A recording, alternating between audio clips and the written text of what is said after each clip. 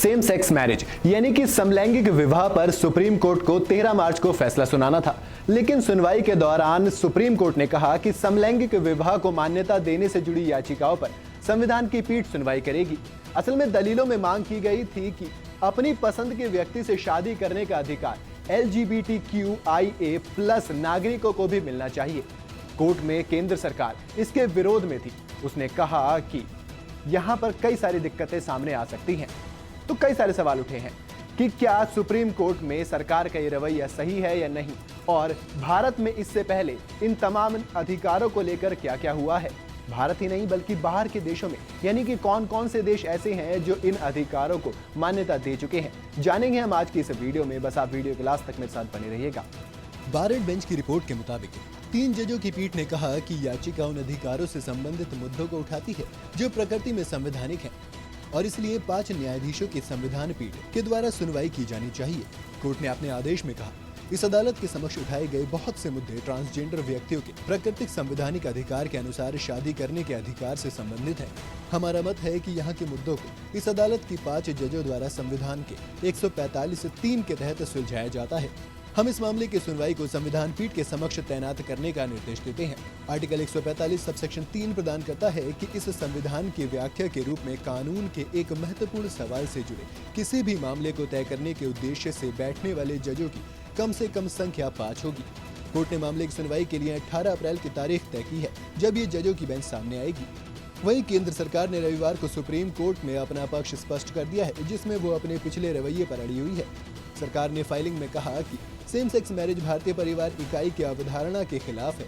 इस अवधारणा के तहत एक पति, एक पत्नी और बच्चे हैं, जो अनिवार्य रूप से एक पति के रूप में एक बायोलॉजिकल पुरुष, एक पत्नी के रूप में एक जैविक महिला और दोनों के मिलन से पैदा हुए बच्चे होंगे। ये बच्चे जैविक पुरुष द्वारा पिता के रूप में और बायोलॉजिकली महिला द्वारा माँ के रूप में पाले जाते हैं। समलैंगिक विवाह पर भारत में क्या कानून है? कानून के मुताबिक भारत में शादी हेटेरोसेक्सुअल कपल यानी कि एक महिला और एक पुरुष ही कर सकते हैं। इसे कानूनी तौर पर सख्ती से लागू किया जाता है। भारत में शादियों को धर्म के मुताबिक कई वर्गों में बांटा गया है, जिनके लिए हिंदू विवाह अधिनियम, ईसाई विवाह अधिनियम, मुस्लिम विवाह अधिनियम और विशेष विवाह अधिनियम लागू किए जाते हैं। इन सभी कानूनों में कोई भी समलैंगिक जोड़े के बीच विवाह से जुड़ा हुआ अधिनियम अभी नहीं है। भारत में LGBTQ समुदाय के कानूनी अधिकारों को सबसे लंबे समय तक प्रतिबंधित कर दिया गया था। सुप्रीम कोर्ट ने साल 2018 में भारत में समलैंगिकता को अपराध बनाने वाले कठोर कानून को पलट दिया था।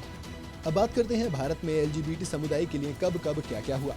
भारत में LGBTQ समुदाय को समान अधिकार दिलाने के लिए लगातार जोर आजमाइश चल रही है। संविधान के तहत उनके अधिकारों में अब तक जो भी विस्तार हुआ है उसे सुप्रीम कोर्ट ने ही किया है।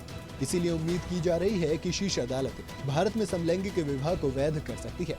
ये उम्मीद सभी धार्मिक संप्रदाय और केंद्र में पीएम नरेंद्र मोदी के नेतृत्व वाली भाजपा सरकार के विरोध के बावजूद मजबूती से बनी हुई है। अब बात करते हैं कि क्या क्या हुआ। 2014 भारत में उच्चतम न्यायालय ने गैर बाइनरी या ट्रांसजेंडर व्यक्तियों को तीसरे लिंग के रूप में कानूनी मान्यता दी। 2017 निजता के अधिकार को मजबूत किया और सेक्सुअल ओरिएंटेशन को किसी भी व्यक्ति की निजता और गरिमा के आवश्यक गुण के तौर पर मान्यता दी। 2018 समलैंगिक यौन संबंध को अपराध की श्रेणी से बाहर कर दिया। ब्रिटिश काल के कानून को पलटकर LGBTQ लोगों के अधिकारों का विस्तार किया गया। 2022 से शीर्ष अदालत ने एटिपिकल फैमिलीज के लिए सुरक्षा की व्यवस्था की। ये एक व्यापक श्रेणी है जिसमें एकल माता पिता, मिश्रित परिवार या रिश्तेदारी संबंधित और समलैंगिक जोड़ों को शामिल किया गया है। अदालत ने कहा कि इस तरह के गैर पारंपरिक परिवारों को सभी सामाजिक कल्याण कानूनों के तहत बाकी परिवार की तरह समान लाभ मिलने चाहिए। किन देशों में समलैंगिक विवाह को मिली मंजूरी? चलिए आखिर में बात करते हैं उन देशों की जहां 2022 के अंत तक समलैंगिक विवाह को मंजूरी मिली है। साल 2022 के अंत तक दुनिया भर के 30 देशों में समलैंगिक विवाह को कानूनी मान्यता दे दी गई है। हालांकि इनमें ज्यादातर पश्चिमी यूरोप और अमेरिका के देश हैं। एशिया में केवल ताइवान समलैंगिक विवाह की अनुमति देता है। एशियाई देशों में सेम सेक्स मैरिज पर विवाद की स्थिति है। हांगकांग अपने नागरिकों को समलैंगिक विवाह की अनुमति नहीं देता, लेकिन प्रवासी श्रमिकों के मामले में समलैंगिक पति पत्नी के आश्रित वीजा देता है। वहीं अगर थाईलैंड की बात करें तो वो अपने नागरिकों को समलैंगिक विवाह की मंजूरी देने की दिशा में कदम बढ़ा रहा है, जबकि इंडोनेशिया समलैंगिक विवाह को मान्यता नहीं देता है। और यही नहीं, वहां हाल में सभी विवाहतर यौन संबंधों पर प्रतिबंध लगा दिया गया है। सिंगापुर की संसद ने पुरुषों के बीच सेक्स पर लगे प्रतिबंध को हटा दिया है, लेकिन समलैंगिक विवाह को अनुमति नहीं दी है।